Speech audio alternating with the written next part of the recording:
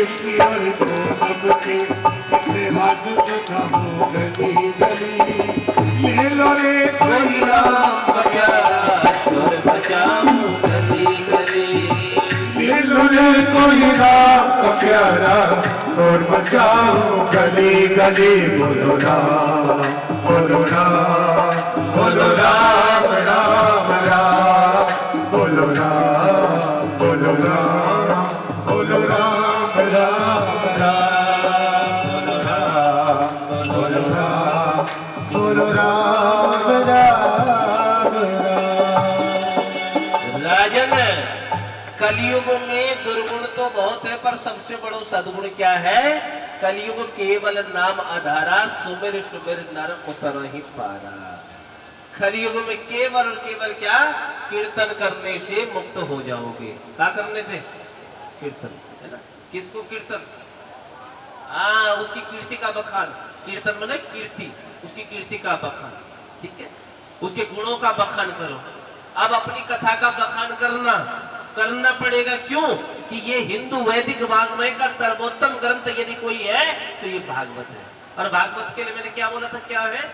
श्रीमद् भागवताख्योयम प्रत्यक्षात कृष्ण की वही 10 लोगों तक पहुंचाए खबर कि बताओ गुरुजी 7 दिन से थे और शामली वाले हम सोए रह गए। और जबकि रोज हमारे पास आ रहा है और तब भी अगर हम चेतना न डाले, कॉल न करें तो हम तो सोए रहे। तो इससे हमें देखा जाता है कि हमारा भक्ति का मार्ग, हमारा गुरुपथ कितना सुदृढ़ है। यानी कुल मिलाकर वो 0 का 0 है। क्या है? 0 का 0। क्योंकि अगर हमने पालना की होती तो हमको पता लग जाता अपने आप ही, ऑटोमेटिकली। सोशल मीडिया पर इतनी खबरें, और यहां पता सबसे बड़ी बात, हमारे शिष्य ही वंचित रह गए शामली की कथा से। और वो आज कहते हैं मुझको कि गुरुदेव आप शामली आए हो। अरे मैंने कहा हम तो आज जा रहे हैं। तो कितनी बड़ी बात है। एक बार प्रेम से बोलो वृंदावन बिहारी लाल की। और बस इतना ही कहूंगा अब कि उससे परीक्षित से पूछा गया कि हे परीक्षित ये बताओ कि तुम्हें श्राप मिला था। ध्यान देना, पहले दिन की कथा से जोड़ रहा हूं कि तुम्हें श्राप मिला था। तुमने 7 दिन पहले एक संत के गले में मरा हुआ सर्प डाला था और तुम्हारे तेजस्वी पुत्र ने उसे श्राप दिया कि आज से तक्षक के, यानी कुल मिलाकर ये समझो शमीक ऋषि का पुत्र श्रृंगी ऋषि ने श्राप दिया था कि जिसने मेरे पिता के गले में मरा हुआ सर्प डाला है, आज से ठीक 7वें दिन तक्षक रूपी सर्प के डसने से उसकी क्या हो जाएगी? मृत्यु हो जाएगी। बोलो वृंदावन बिहारी लाल की। और आज वही हुआ। राजन, मैं तुम्हें बता रहा हूं, क्या वो तक्षक तुम्हें काट सकता है? तक्षक काट सकता है? राजन, क्या तुम्हें तक्षक काट सकता है? तुमने 1000 प्रश्न किए, मुझसे अब भी करो। परीक्षित बोले एक ही प्रश्न करना चाहता हूं। संदेश जी बोलो बताओ क्या तुम मरोगे? परीक्षित बोले मैंने जन्म ही नहीं लिया तो मैं मरूंगा कहां से? मैंने जन्म ही नहीं लिया तो मरूंगा कहां? बस हम समझ गए, आपने भागवत कथा सुनी। मैं मरूंगा ऐसी किसी को क्या है? ये पशु बुद्धि है। मैं मरूंगा, ये इसको क्या कहते हैं? ये पशु बुद्धि है। ये तो ये सोचो कि ये संसार स्वप्नवत है और मैं प्रभु का अंश हूं और उनकी प्राप्ति ही मेरा लक्ष्य है। इसीलिए मुझे मानव जीवन मिला है। इसीलिए मुझे मानव जीवन मिला है। 3 अक्षर मानव में, ईश्वर में 3 अक्षर और गॉड में भी 3 ही अक्षर। यानी ये सोचो, अगर परमात्मा की सबसे उत्तम कोई कीर्ति है तो केवल और केवल मानव। अगर मेरे जीवन में कोई संकट आता है कि प्रभु मैंने सब कुछ खो दिया, होता ना, प्रभु मैंने सब कुछ खो दिया, तो वहां क्या करें? का कुंती के चरित्र को याद करो। तुरंत कुंती के चरित्र को याद करो। कुंती क्या मांगती है? कुंती पल्लू उठाती है और कहती है कि प्रभु अगर देना ही चाहते हो तो दुनिया के समस्त दुखों को। कहा बुआ तुमने आज तक भी दुख भोगे और अब भी दुख मांग रही हो? द्वारिकाधीश कहते हैं, कहा मैं दुख नहीं दूं। कहा जब दुख था तुम पास थे, अब सुख आया तो तुम भी दूर भाग रहे हो ना, तुम भी तो द्वारिका को जाने को कह रहे हो। इसलिए प्रभु अगर देना ही चाहते हो तो समस्त दुखों को दे दो। मैं तो इतना कहती हूँ जो भी दुख हो, क्योंकि मुझे लगता है कि दुख में हम तुम्हारा नाम तो जपते हैं, लेकिन सुख में भी हम वो भूल जाते हैं, सुख में वो भी भूल जाते हैं। इसलिए मेरा मंतव्य है कि आप मुझे दुख दे दो। का बुआ नहीं दे सकता, का देना पड़ेगा। अब मुझे दुख ही चाहिए, क्योंकि उस दुख में तुम मेरे पास थे, और सुख आते ही तुम भी आज कह रहे हो ना जाने को। इसलिए बंधुओं इतना ही कहना चाहता हूँ। सामने वालों एक बात ध्यान रखना, विपत्ति को विपत्ति नहीं कहते और संपत्ति को संपत्ति नहीं कहते। ठाकुर जी को भूल जाना सबसे बड़ी विपत्ति है, और वह की याद बनी रहे सबसे बड़ी संपत्ति है, सबसे बड़ी संपत्ति है। और आज अब धीरे धीरे परीक्षित ने इतनी भयंकर व्यवस्था कर रखी है ना कि परिंदा भी वहां को पर न मार सके। 10,000 सैनिक लगा दिए सुरक्षा में, और 8वीं मंजिल पर जाकर अपना रैन बसेरा कर दिया। भैया कोई नहीं आ सकता, कोई नहीं आ सकता है। और आज 7वां दिन, और वो तक्षक किसी और में नहीं, बल्कि जो माला पहनाई परीक्षित को, उसी माला में बैठकर कीड़े के रूप में, कहीं वर्णन आता फल के अंदर, है ना।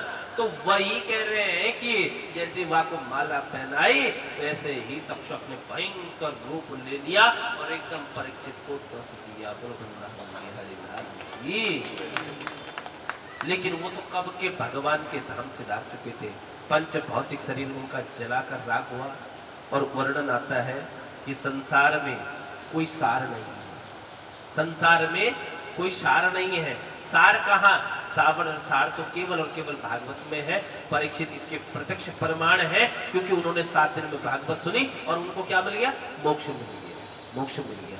परीक्षित के गोलोक के पश्चात क्रोधित होकर उनके पुत्र जन्मेजय ने क्या सुनाया? नाग यज्ञ करवाया। जन्मेजय ने नाग, अब उनका नागों से दुश्मनी होगी कि मेरे पिता को किसने डसा? नाग ने। अब नागों की आहुति, लेकिन आस्तिक मुनि ने आकर उस सर्प यज्ञ को रुकवाया और कहा बेटा हिंसा के बदले हिंसा मत करो, गोविंद का कीर्तन करो और गोपाल का भजन करो, उसी में अपने जीवन को यापन करो, सत्संग सुनो, उसी में कल्याण करो। एक बार प्रेम से बोलो वृंदावन हरि हरि की। अब धीरे धीरे सब विदा हो गए, तो हम भी मांगते हैं अब आप लोगों से धीरे धीरे विदा। मन तो नहीं है, लेकिन अब आ गया उस समय कि मिलन आज तक था हमारा तुम्हारा, और रहे जिंदगी तो मिलेंगी दोबारा। किसी का सम्मान नहीं हुआ हो तो यहाँ से सबका सम्मान है, सबका सम्मान है, ठीक है। सबको अनंत आशीर्वाद है भागवत पीठ से। ये हिंदू धर्म की सबसे बड़ी पीठ मानी जाती है, जिसे भागवत पीठ कहते हैं। और इस पीठ से आपको सबको बहुत बहुत आशीर्वाद है। जिसको विद्या चाहिए उसको विद्या मिले, जिसको धन चाहिए उसको धन मिले, जिसको संतान चाहिए उसको संतान मिले, जिसको क्या चाहिए? पति चाहिए उसे पति मिले, जिसको पत्नी चाहिए उसको पत्नी मिले। और यही प्रार्थना करता हूँ कि सर्वे भवन्तु सुखिनः, सर्वे सन्तु निरामया, सर्वे भद्राणि पश्यन्तु मा कश्चित् दुःखभाग्। इन 7 दिनों में हमने अगर आपको डांट दिया हो, है ना, या आपको कुछ कह दिया हो, तो उसके लिए भी है ना निवेदन क्षमा प्रार्थी है। साथ में हमारे संगीत शास्त्रियों के द्वारा, हमारे आचार्य जी के द्वारा, हमारी पूरी टीम के द्वारा, किसी को भी अगर कोई असह्य या कोई सा थोड़ा सा चुभ गया हो, क्योंकि थोड़ा हम बोलते कठोर हैं, इसलिए बोलते हैं कि कभी कभार सही रास्ते में, लेकिन अंदर से क्या है? कोमल है, बाहर से थोड़ा सा कर देते हैं, है ना। एक बार प्रेम से बोलो वृंदावन बिहारी लाल की। तो आइए अब सब गिला सिखों को यही छोड़कर और भगवान से प्रार्थना करता हूँ कि हे प्रभु ऐसी कृपा सदा सामने वालों पर बनाए रखना, और पुनः जब कभी ऐसा अवसर आए तो हम चले आएंगे आपके एक निमंत्रण पर। बस इतना ही कहते हैं क्या? आइए। अब जाने का मन तो नहीं है, लेकिन यही कहूंगा कि मिलन आज तक था हमारा तुम्हारा, और रही जिंदगी तो मिलेंगे दोबारा। अरे जो सो जानती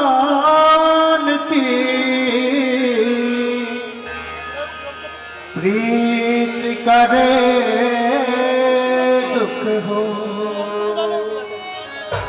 जो मिले सो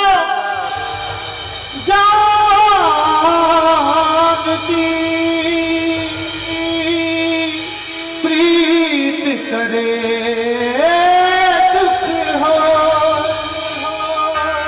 नगर ढिढोरा पीटती श्याम से प्रीत ना करियो को